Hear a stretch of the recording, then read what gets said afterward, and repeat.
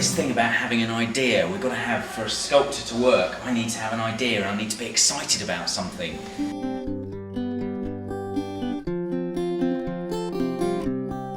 Well, I think it's been fantastic because our children don't have a very rich experience within their lives. This has really opened up their eyes to art, to sculpture, to looking at things in different ways.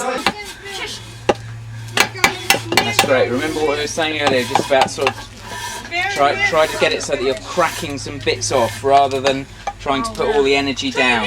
Yeah? And remember what I was saying about the thumb as well. Try and get your thumb round up onto the top, just so that then you're working safe.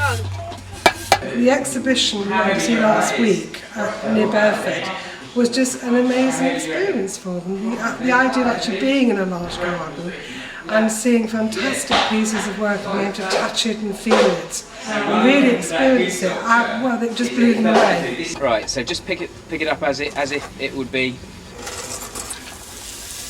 This week, the work they've done has been building on that. Has just been superb. When it's wet, you'll find that the neck just won't be able to support it. It'll just go. So that's why you'd use something like this.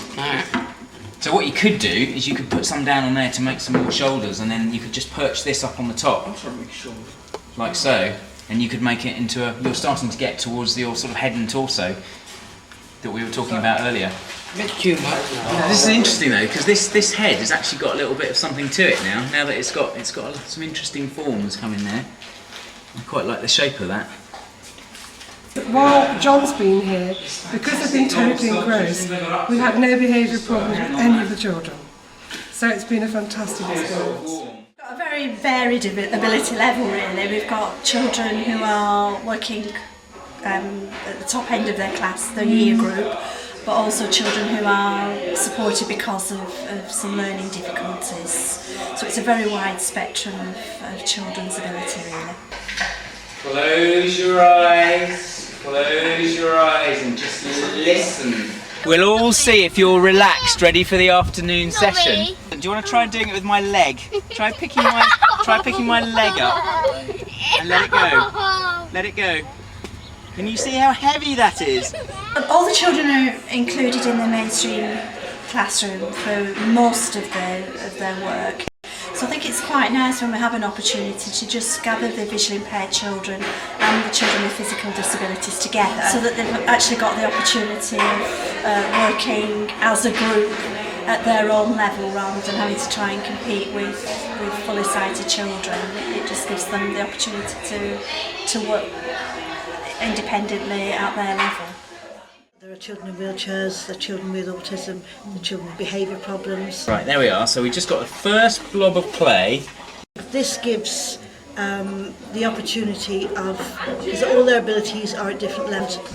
Like the instance today, the session was potentially more demanding than you would expect the children, but because of the way it was put over, excellently put over, they were able to maintain interest.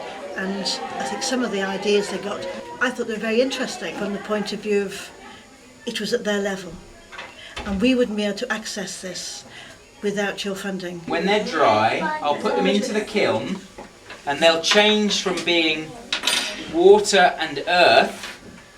We'll add some fire when we put them in the kiln and they'll become what's called terracotta, which is the Italian word for fired earth.